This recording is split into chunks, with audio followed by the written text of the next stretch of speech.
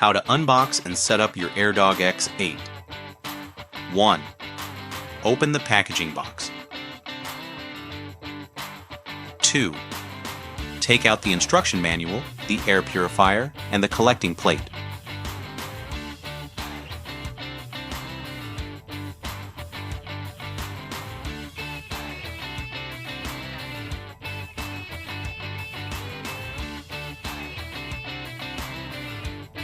3. Open the back cover of the purifier and insert the collecting plate according to the directional instructions printed on it.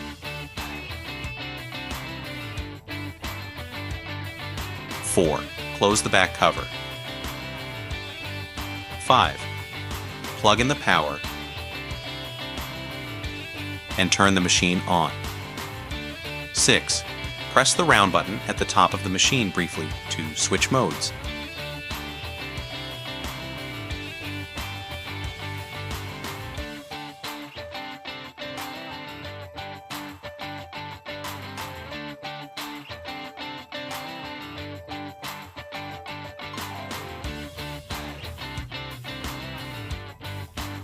Long press to turn off.